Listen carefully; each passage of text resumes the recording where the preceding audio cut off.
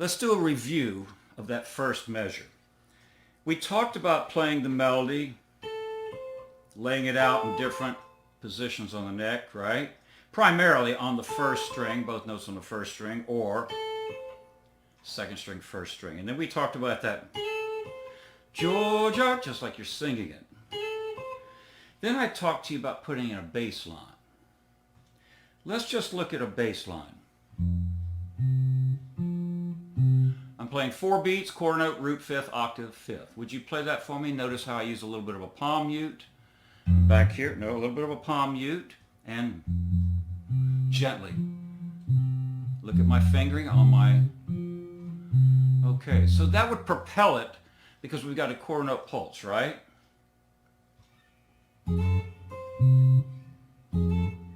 Now what did you just hear? I raised my bass note because I didn't lean far enough forward. If you're going to play the melody on the first string right there, or let's say we'll leave the grace note out. You got to start off, play the F in the bass and the A on the melody. Then come in with your thumb, dampen the 6th string, play your C, then play the 5th with your ring finger, and with your ring finger, the 5th. And then, yeah, but we're getting a little swell on that, it's a little boomy there. Okay, so we had, now obviously if I'm going to shift up, 1 let, right? 1 let, because we've got shuffle 8s, I can't sustain that low F, can I? But once I establish it, it's solid. 1 let, 2, 3, 4. Now go ahead and do it with the grace note. You got to lean forward a little bit, it's a little bit extra work, but now I don't like your fingering over here. You're going to use your 3rd finger for both the 5th and the root. Watch me, watch me. Because what am I doing with these 2 fingers? Dampening. I don't want all these other open strings ringing. Play that for me, please. What's our melodies? 1 let.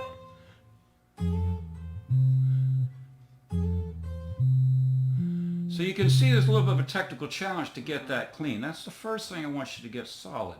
1 let, 2, 3, 4. Let's look at it this way.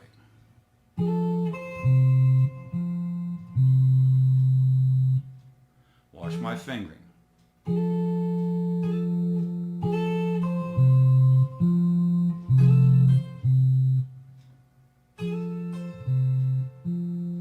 And then back to the 5th.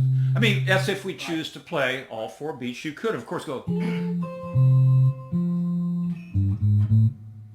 And then, in that 4th beat, triplet. Now, I'm just going to hit a G on beat 4. It's going to be the 2 of the F. It'll be the flat 7 of the next chord I'm going to. And I'm going to simplify measure 2. I'm just going to play an A7 for just a moment here.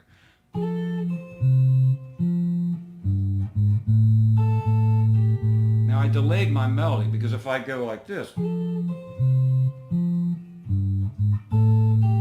see I got to get the melody on beat 1. Right. Play this for me. I'm going to play it slowly and you steal it from me. Watch closely.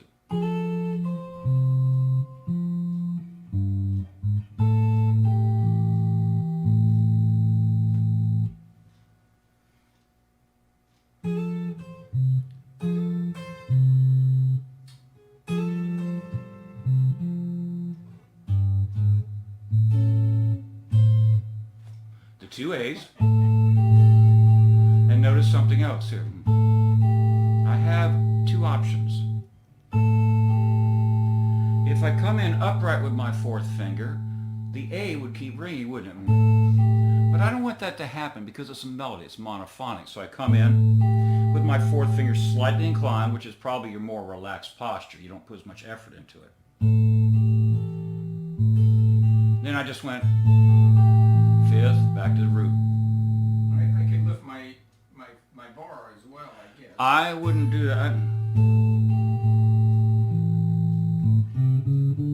Now, you know, that was a good question because there are times when that would be a valid approach, but I wouldn't do it here.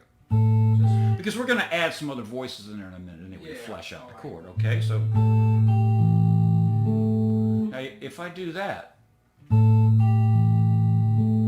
if I choose to move over, if I hop with my third finger, do you see I better be careful because I don't want this to happen.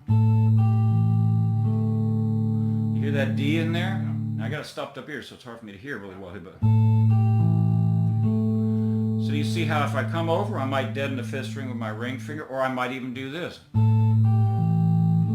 But I probably wouldn't do that because I could have intonation problems, and now I don't have another finger free for putting in other tones. Not a note for each one. I probably wouldn't, but again, there's no right or wrong in any of this. It's whatever you choose for your arrangement. So this is a dampening bar. Do you see that I'm concentrating on getting the two A's on the outboard strings clear, and everything else is pretty muted, right? Now my next chord in measure 3 is the D minor, correct? The A7 is the 3/7 in the key of F. It's the 5 of the 6th chord because the D minor is the 6th chord. That make sense? So here's my destination. Got to get to this D minor, so I go. Now look what I did there. I walked up. And the only thing about that is I'm putting a natural 2 in there. You need to know what possible scales would exist over this 3/7 chord. If I go and play a B natural, I've gone out of the key, haven't I? Because I'm in the key of F. So I'd be playing, play this, go.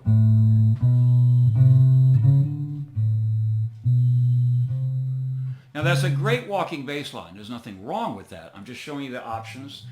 If I chose to stay as much as possible in the key of F, retain as many common tones as possible, then I would be playing Phrygian dominant. Because the Phrygian dominant would be 1, flat 2, there's my B flat common tone, C sharp, the third of the chord, then I'd hit the E. I wouldn't go to the D, not yet, because I'm not on the D minor. 1, 2, 3, 4, play that bass line for me. We played together at the same time, and it was a mess, so hold on.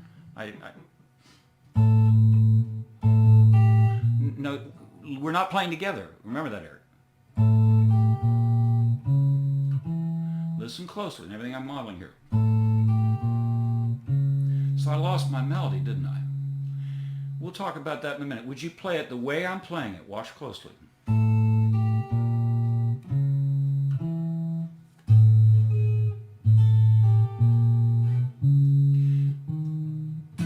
Fifth, right? You got that? So what was wrong with that in your opinion? My melody's getting chopped off, isn't it? Yeah. First and foremost, if the melody is sustaining, don't you want that to be unencumbered? You don't want to impose anything else that covers or masks that, right? At least not yet. We're not talking about that kind of arrangement. Then what you would do is change your layout.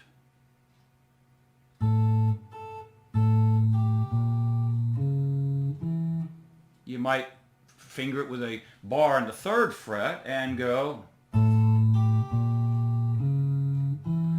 And you could keep the G ringing. Watch my fingering. 3rd and 4th fingers. Let's do it slowly. No, watch me. You're not watching today. Oop, I'm hearing other things. You got that? Okay, 1, left 2, then I have the flat 9. I'm hearing other notes in there. That's right hand slop. Make sure you're arching your fingers, and just plucking one string at a time. And you might as well just pogo stick. Just use your middle finger, it's the longest one. I assume you have some nails from your classical playing, so. I told you about me sanding my fingernail off, right? Yeah. So I still don't have any fingernail there. I had to play a classical gig this last weekend, and you can't use that finger. I just had to refinger everything. It was wetting things. So. Mellow. It isn't there. You go. It's like me handing you a broken pick. Yeah, I'm missing. So anyway, a lot of things need to come into mind here. If I maintain this pressure on this G, I've got 10s on this, so if I go,